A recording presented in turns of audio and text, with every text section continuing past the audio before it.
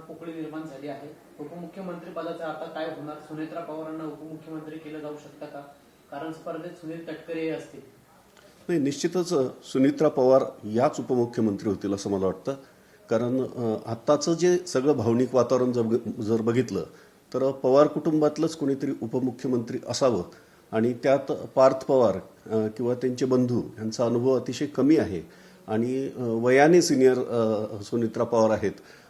त्यांच्याकडे अनुभव जरी नसला तरी सोनिया गांधींचं एक उदाहरण आपल्यासमोर एक मोठं आहे की अनुभव नसतानाही त्यानंतर जे नेतृत्वाने उभारणी घेतली होती राजीव गांधींनंतर, तर ते बघता मला असं वाटतं की सुनेत्रा पवार यांच्याकडे नेतृत्व येऊ शकतं आणि त्यांना उपमुख्यमंत्रीपद हे दिलं जाऊ शकतं। सुनील तटकरेंच्या बाबतीत मात्र मला वाटत नाही त्यांना लगेचच संधी दिली जाईल। कारण जर एकूणच आपला आजचा जो सगळा राजकीय सगळा पट जर बघितला तर तटकरेंना उपमुख्यमंत्रीपद देऊन भारतीय जनता पक्ष काय साध्य करणार? कारण पवार फॅमिलीशी संबंधित ही सगळी घटना घडलेली आहे आणि भावना आणि संवेदना या पवार फॅमिलीशी ला कनेक्ट असलेल्या आहेत। त्यामुळे मला असं वाटतं सुनेत्रा पवार याच उपमुख्यमंत्री होतील। राष्ट्रवादीचं आता काय होणार? कारण जिल्हा परिषदेनंतर दोन्ही राष्ट्रवादी एक होणार असं बोललं जात होतं, दोन्ही पक्ष नेतेही तसंच बोलत होते। आता राष्ट्रवादीचं विलीनीकरण होऊन एक होणार का? नाही, आता कसं झालंय की विलिनीकरणाची प्रक्रिया तशी जर बघितली तर महापालिका निवडणुकीपासून सुरू झालेली होती। पण पुणे आणि पिंपरी चिंचवडमध्ये जर बघितलं तर तिथं या पक्षांचं विलिनीकरण झालेलं आहे आणि बऱ्याचशा लोकांची इच्छा होती की या दोन्ही पक्षांनी एकत्र यावं। अगदी शेवट अजितदादांनाही असं वाटायला लागलं होतं की आपण एकत्र यावं। त्यांनी बोलूनही दाखवलं होतं, त्यांनी एका भाषणात सांगितलं होतं की आम्ही एकत्र यायला लागलो की अनेकांना पोटदुखीचा त्रास होतो। म्हणजे आता त्यांच्याकडनं या प्रक्रियेला सुरुवात झालेली होती आणि शरद पवारांच्या बाजूने तर ही सुरुवातीपासून ते सकारात्मक होतेच। ह्या सगळ्या गोष्टी जर बघता अजितदादा हयात असते तरीही राष्ट्रवादीचं विलिनीकरण हे झालंच असतं, परंतु आता नाही।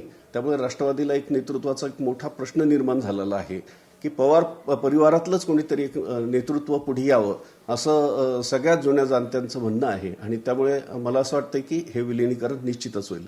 अजित पवारांच्या निधनानंतर आणखी एक प्रश्न निर्माण झालाय की राष्ट्रवादीचं सत्तेतलं काय होईल? शरद पवारांसोबत जातील आणि गेल्यावरही भाजपसोबत सत्तेत राहतील का? मला असं वाटतंय की सत्तेत भारतीय जनता पक्षाबरोबर शरद पवारही जातील। सगळ्यात जर हालचाली बघितल्या म्हणजे अजितदादांच्या अंत्यसंस्काराला केंद्रीय गृहमंत्री अमित शहा पण आलेले होते आणि जर आपण कालच्या सगळ्याच पेपरमधल्या जर जाहिराती जर बघितल्या तर त्यात अजितदादांना श्रद्धांजली वाहणारे पानाच्या पानं जाहिराती ह्या भारतीय जनता पक्षाने दिलेल्या आहेत। म्हणजे भारतीय जनता पक्षालाही राष्ट्रवादी ही हवी आहे आणि शरद पवारांसारखा सिनियर नेता जर भारतीय जनता पक्षासोबत आला तर एक मोठा विरोधक कमी होतो आणि त्या दृष्टीने आता पुढच्या हालचाली होऊ शकतील आणि त्यात सत्तेच्या समीकरणांमध्ये शरद पवार येऊन बसतील असं मला वाटतंय।